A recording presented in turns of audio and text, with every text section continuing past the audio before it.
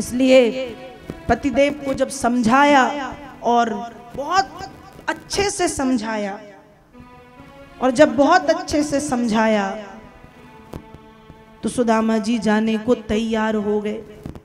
लेकिन अब सुदामा जी कह रहे हैं कि ये बताओ लेके क्या जाऊंगा, लेके क्या जाऊंगा? क्योंकि शास्त्र कहते हैं रिक्त पांडर न गच्छेत राजा नाम देवताम गुरु। राजा के घर, गुरु के घर, देवता के घर खाली हाथ नहीं जाते। तो क्या लेके जाते हैं? कुछ भी। कोई जरूरी नहीं कि आप धन लेके जाओ, कोई जरूरी नहीं कि आप फल फूल लेके जाओ, मीठा लेके जाओ, नारियल लेके जाओ, कपड़े लेके जाओ, सोना चांदी लेके जाओ। एक फूल भी यदि आप लेके जा रहे हो तो बहुत बड़ी बात है, लेकिन खाली हाथ नहीं जाते। रिक्त पाणिर न गच्छेत राजा नाम देवताम गुरु। एक राजा के यहाँ, एक देवता के यहाँ और एक गुरु के घर। अब सुदामा कहते तो बताओ क्या ले जाऊंगा, कुछ है तुम्हारे पास? देखो अब तक सुशीला कह रही थी कि अन्न का एक दाना नहीं है, और अब सुशीला कह रही है कि आप कैसी बात कर रहे हो, क्या नहीं है हमारे पास? सब कुछ तो है। ध्यान रखिएगा, किसी अच्छे कार्य के लिए, धर्म के कार्य के लिए, भगवान के कार्य के लिए यदि झूठ भी बोला जाए तो वो झूठ नहीं माना जाता। अब ये भी सुन लीजिए, मैं हर बार कहती हूँ अर्थ का अनर्थ निकालने वाली। मैं यहाँ झूठ को प्रमोट नहीं कर रही कि आप झूठ बोलो, मैं सिर्फ बता रही हूँ कि कुछ स्थान ऐसे हैं, जैसे शास्त्र में वर्णन है, जैसे कोई कसाई गौ माता के पीछे पड़ा। आपने देखा है कि गौ माता पूर्व दिशा में गई, कसाई ने आपसे पूछा कि गौ माता किस दिशा में गई, आपने देखा है कि पूर्व में गई, पर आपको बोलना नहीं, आप कह दो हमने देखा ही नहीं, या आप कह दो उत्तर दिशा में गई। गौ रक्षा के लिए झूठ बोल सकते हैं। किसी कन्या का विवाह यदि होना है, यदि किसी कन्या का विवाह होना है और उसको देखने वाले आए, आप उसके पड़ोसी हैं, आपको कन्या के कुछ गुण दोष पता है, आपको पता है इसमें कुछ खामी है, कुछ बुराई है, तो छिपा लो।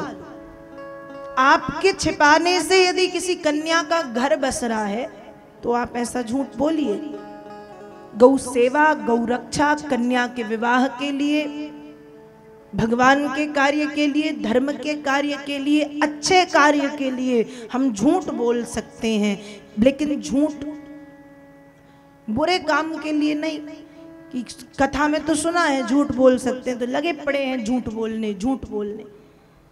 यहाँ बिल्कुल स्पष्ट कहा गया है कि किसी अच्छे कार्य के लिए, किसी धर्म के कार्य के लिए, गौ रक्षार्थ यदि झूठ बोलना पड़े तो बोल सकते हैं। तो अब तक सुशीला कह रही थी अन्न का एक दाना नहीं, और अब कह रही है आप कैसी बात कर रहे हो, सब कुछ है और था कुछ नहीं। तुरंत अपनी सहेलियों के पास गई और अपनी सखियों से सुशीला 4 मुट्ठी चावल मांग के लाई हैं। धन्य है सुशीला की सखियां जिन्होंने सुशीला को 4 मुट्ठी चावल दिए। और सुशीला ने अपनी साड़ी का पल्ला फाड़ा, उसको 4-5 बार ऐसे ऐसे करके लपेटा, उसमें 4 मुट्ठी चावल रखे, पोटरी बनाई, पोटरी बना करके सुदामा जी के हाथों में दी और हाथों में दे करके कह दिया यदि आपको देने में शर्म लगे तो कहना मैं नहीं लाया हूं, तुम्हारी भाभी ने भेजे हैं, पर दे देना। समझा करके सुशीला चली गई। यहाँ सुदामा जी को पता नहीं है कि द्वारिका का रास्ता कौन सा है, द्वारिका की दिशा क्या है, पर सुदामा कह रहे हैं कि यदि कृष्ण ने बुलाया है तो शायद मुझे कृष्ण ही मार्ग दिखाएंगे। ध्यान रखिएगा, भगवान कहते हैं कि तुम एक कदम मेरी ओर बढ़ा करके तो देखो, तुम एक कदम मेरी ओर बढ़ाओ तो आगे का सारा रास्ता मैं ना दिखा दूं तो कहना, तुम एक कदम बढ़ाओ, आगे की 100 कोस की दूरी मैं तय ना कर दूं तो कहना, लेकिन मेरे तरफ आने के लिए बढ़ाओ तो। अब घर में बैठे बैठे सोच रहे हैं बद्रीनाथ जाना है, जाना है, जाना है, घर से निकल नहीं रहे, टिकट करवा नहीं रहे। उड़ के पहुंच जाओगे, टिकट करानी पड़ेगी ना, एक कदम तो उठाना पड़ेगा, और पहला कदम वही है, पैसे जोड़ो, टिकट कराओ, टिकट करा लोगे, पहुंच जाओगे तो दर्शन हो जाएंगे, दर्शन हो जाएंगे तो कृपा हो जाएगी। एक कदम तो बढ़ाना पड़ेगा, एक कदम तो तय करना पड़ेगा। तो भगवान कहते हैं कि तुम एक कदम बढ़ाओ, बस पहला, आगे के 100 कदमों की दूरी मुझे तय करनी है। सुदामा जी निकल पड़े, और जब सुदामा निकले हैं तो श्री कृष्ण गोविंद हरे मुरारे, हे नाथ नारायण वासुदेवा, कहते हुए चले जा रहे हैं। कभी नाचते, क्यों नाचते कि इतने दिनों के बाद मैं मेरे कृष्ण से मिलूंगा, खुशी में नाचते।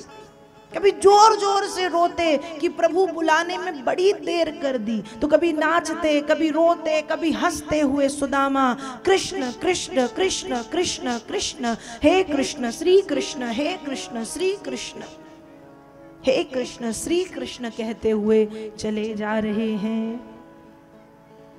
और सुदामा कहते हैं, आप भी कह लीजिए, आइए 1 मिनट उस सुंदर भाव को गाते हैं, ताली सेवा करते हुए। श्री कृष्ण गोविंद हरे मुरारे, हे नाथ नारायण वासुदेवा, श्री कृष्ण गोविंद हरे मुरारे, हे नाथ नारायण वासुदेवा, श्री कृष्ण गोविंद हरे मुरारे, हे नाथ नारायण वासुदेवा, श्री कृष्ण गोविंद हरे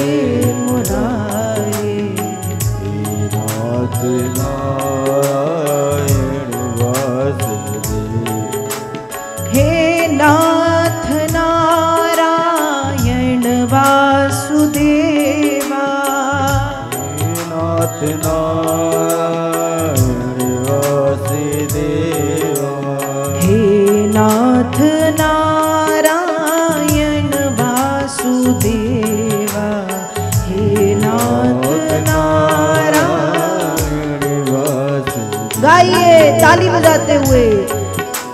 श्री कृष्ण गोविंद हरे मुरारे, हे नाथ नारायण वासुदेवा, श्री कृष्ण गोविंद हरे मुरारे, हे नाथ नारायण वासुदेवा, हे नाथ नारायण वासुदेवा, हे नाथ नारायण वासुदेवा। अब ये कहते हुए नाचते, गाते, रोते, हंसते, चिल्लाते, कृष्ण कृष्ण कृष्ण, हे कृष्ण श्री कृष्ण, हे कृष्ण श्री कृष्ण कहते हुए सुदामा जी चले जा रहे हैं। अब चलते चलते चलते एक स्थान ऐसा आया जहां बेहोश होके गिर गए, क्योंकि पता नहीं कब से भूखे प्यासे चले थे।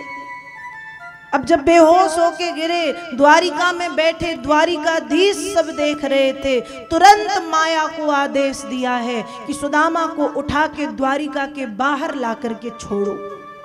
माया ने सुदामा को उठाया, द्वारिका के बाहर लाके छोड़ा है। सुदामा जी ने नेत्र खोले, देखा कोई नगर आ गया है। लोगों से पूछा कि भैया ये कौन सा नगर है?